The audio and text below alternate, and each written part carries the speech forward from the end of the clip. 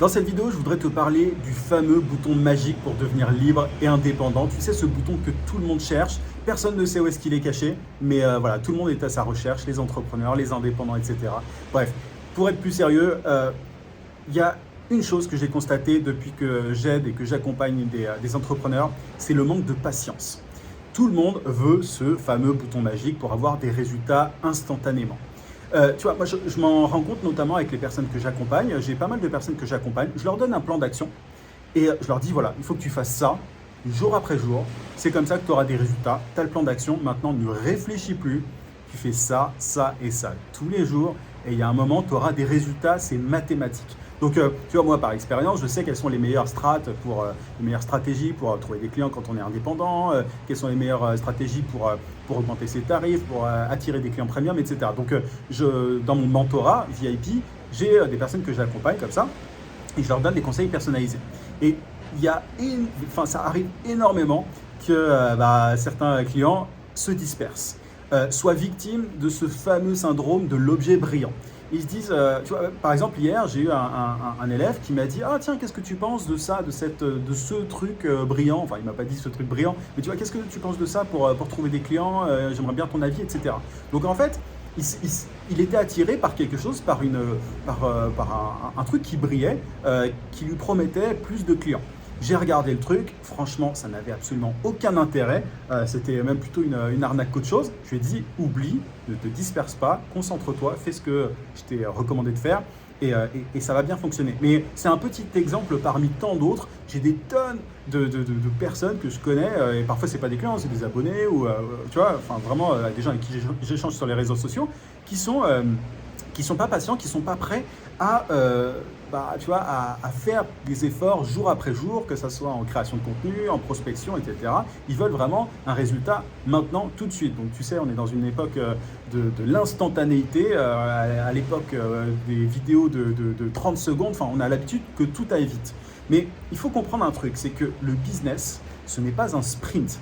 C'est un marathon. Tu vois, tout à l'heure, j'avais une cliente qui me disait, mais quel âge t'as? Parce que je te suis depuis un moment, quel âge t'as? Donc, je lui disais, elle me disait, je te suis depuis tellement, en gros, je te suis depuis super longtemps. Et en fait, ce que les gens voient souvent, c'est le résultat. Ils voient quand quelqu'un a des résultats et a un business qui tourne, mais ils ne se rendent pas compte de tout le travail qu'il y a derrière. Moi, tu vois, par exemple, pour le coup, ça fait des années que je publie du contenu, ça fait des années que je fais ce que je fais tous les jours. J'envoie une newsletter tous les jours depuis janvier 2019, donc ça fait quand même un moment maintenant. Bref, c'est mon petit exemple, mais tout ça pour dire que le business, ce n'est pas un sprint, c'est un marathon. C'est-à-dire que pour avoir des résultats, il faut faire de petits efforts jour après jour. Et il y a beaucoup d'indépendants, d'entrepreneurs qui sont attirés donc soit par des objets brillants, tu sais, ces méthodes miracles qu'on peut trouver sur Internet. Moi, je trouve ça toujours hallucinant en fait que des gens tombent dans le panneau. Bon, voilà, évidemment, tout le monde ne tombe pas dans le panneau. Il y a aussi beaucoup de scepticisme sur Internet par rapport aux remèdes miracles, mais il y a quand même des gens qui ont tellement envie d'avoir des résultats là, maintenant, tout de suite, qui se laissent prendre parfois par ces méthodes miracles. Et moi, je parle de business, de marketing, mais ça peut aussi arriver dans d'autres domaines comme les cryptos et tout. Tu sais, il y a des promesses qui sont...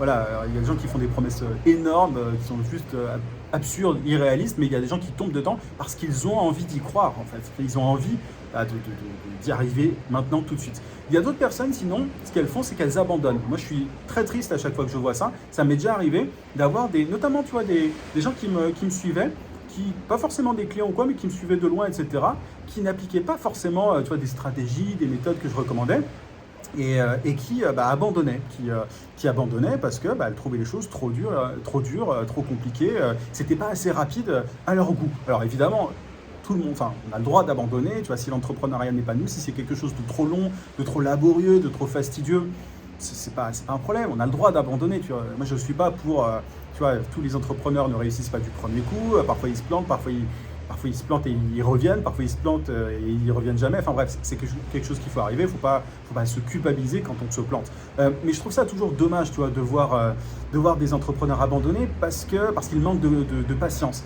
Et je pense que c'est encouragé par, tu sais, toutes ces success stories.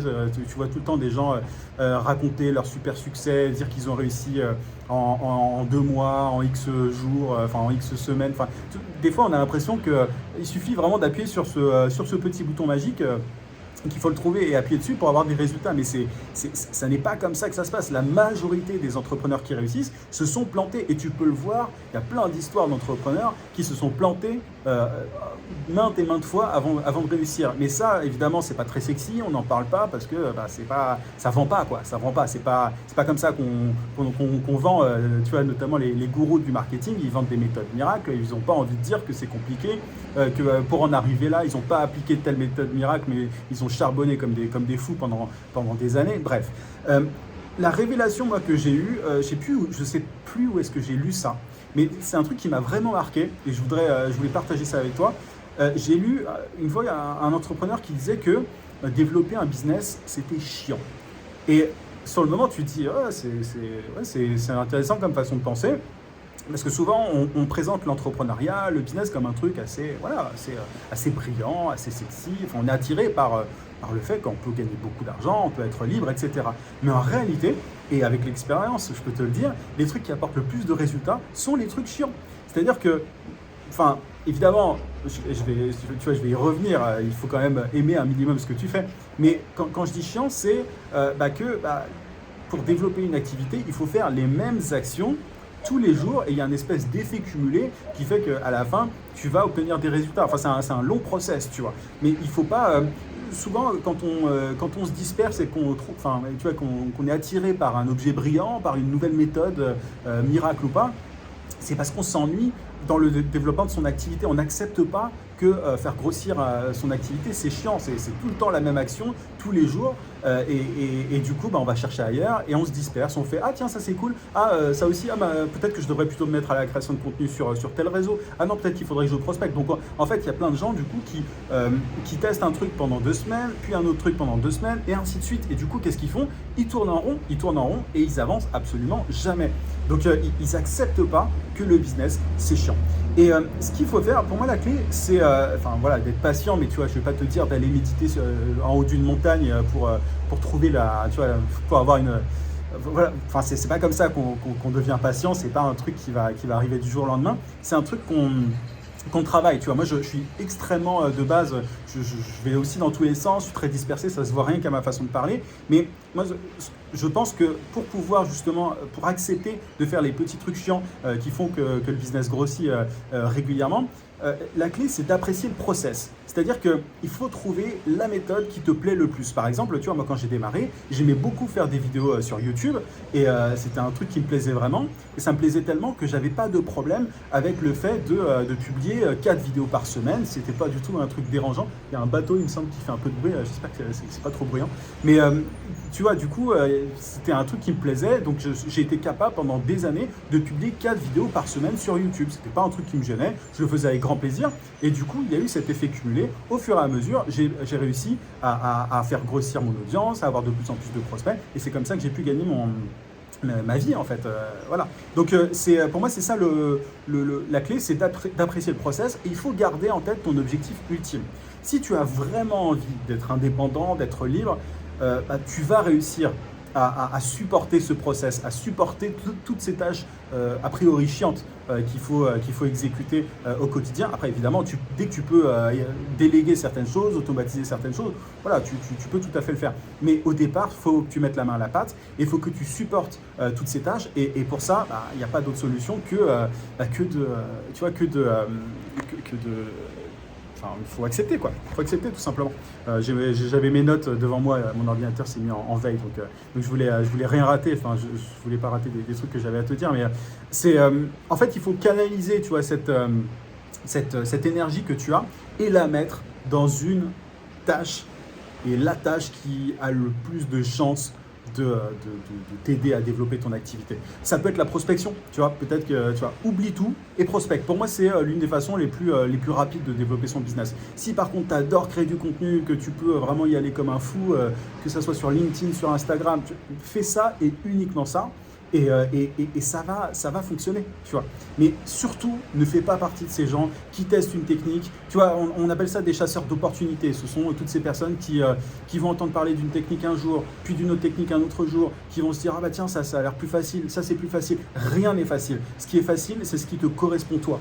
Tu vois, ce qui est le plus en accord avec ce que tu aimes faire. Donc, trouve ta méthode. C'est pour ça que moi je présente souvent différentes méthodes pour trouver des clients, pour développer son activité, parce que je sais qu'on est tous différents par rapport à ça. Je pense sincèrement qu'il y en a qui sont plus efficaces que d'autres, mais je présente différentes méthodes parce que je sais qu'à un moment, mes abonnés, mes clients vont trouver le truc qui leur convient le mieux et ils vont se concentrer.